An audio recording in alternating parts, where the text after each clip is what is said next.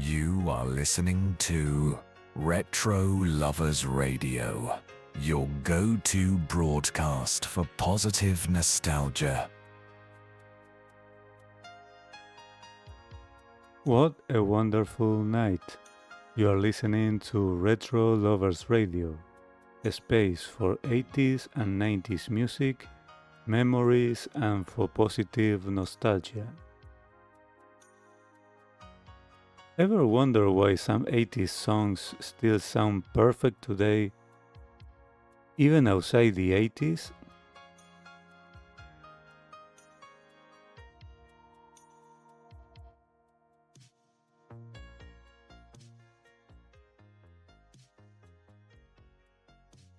Before we talk about songwriting, let's place ourselves in time.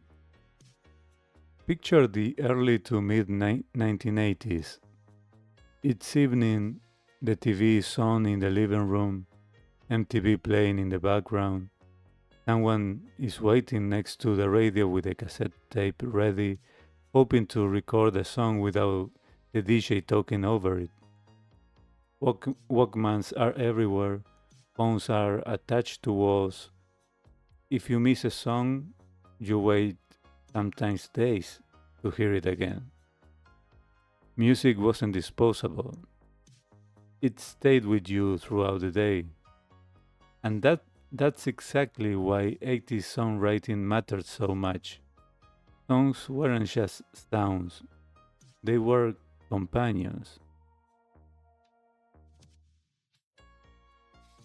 When people talk about the 80s, they often focus on production. Synthesizers, drum machines, reverb, and bright aesthetics. But what truly made many 80s songs last wasn't the sound, it was the songwriting structure underneath. So let's explore why. Let's start with Everybody Wants to Rule the World by Tears for Fears from 1985. From the very first seconds, the song establishes its emotional tone. It's calm, reflective, and open. And then comes a lyric that quietly stays with you. Nothing ever lasts forever. That line wasn't dramatic. It didn't shout. It simply offered perspective. In a decade focused on ambition, success, and forward movement, this song gently reminded people that pressure, fear, and power are all temporary. And that's positive nostalgia at its best. Not escapism, but balance. Now think about the song Africa by Toto from 1982. At the time, the world felt larger and more mysterious. People were discovering other cultures through magazines, documentaries, and late night television. The verses of this song feel observational, almost cinematic. Then the chorus arrives and lifts everything emotionally. One lyric stands out: I bless the rains down in Africa. For most listeners, it wasn't literal. It became symbolic, a way of expressing gratitude, or a recognition of beauty beyond your immediate world, or a reminder to respect something greater than yourself. That openness is why 80s lyrics still feel generous today.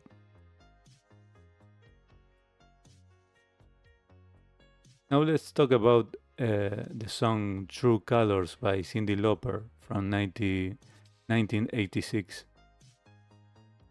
In a decade obsessed with image, identity, and appearance, this song arrived with quiet honesty. I see your true colors shining through. That sentence alone became a form of emotional reassurance. It told people who you really are matters, and you don't have to hide it. That's one of the greatest strengths of 80s songwriting.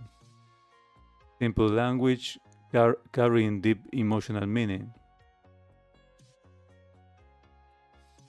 Many 80s songs were written knowing they would be sung together. They would be sung in cars, at parties, at school dances, or late night drives. They weren't designed for isolation.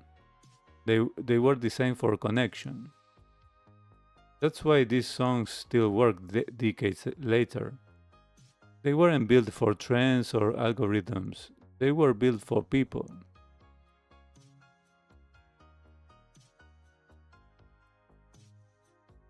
And if you enjoy this kind of deep listening and reflection, join us live every week with the 90s Lover Show on Fridays and with the 80s Lover Show on Saturdays, both live at 7 p.m. Eastern on our YouTube and Kick channels. I first start the YouTube live stream for around 10 minutes, just to allow people some time to gather as a waiting room. And then we continue the full show live stream on Kick, where we can play full music video clips with no restrictions. And I share the link to Kick for you, for all of you to move there. And that's where things really come alive, with the 4 show segments, your song request, live voting, your voice messages on air, and even phone calls to share memories, stories, and reflections connected to the music. You can participate or simply listen. And if you feel like participating, you can do it on Kick's chat or by leaving comments on the main post of our public Facebook group, which allows more space to write. So join our public group on Facebook by searching for RetroLovers Radio 80s and 90s Nostalgia. And make sure to subscribe on YouTube. Turn on the all notification bells and keep an eye on all the 6 extra monthly special shows as well.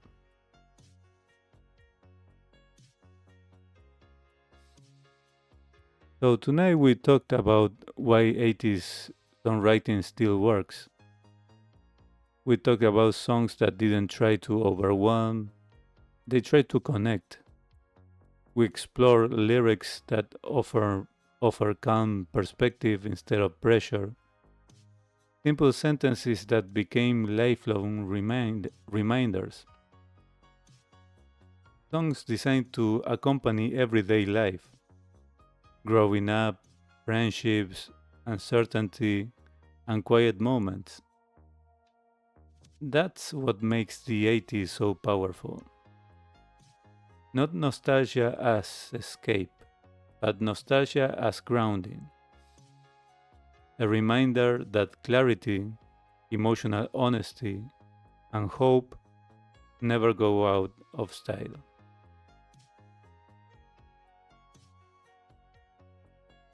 And now let me know, what's an 80s song whose lyrics still give you perspective today? A line that stayed with you over the years. Leave it in the comments on YouTube and tell us why it matters to you.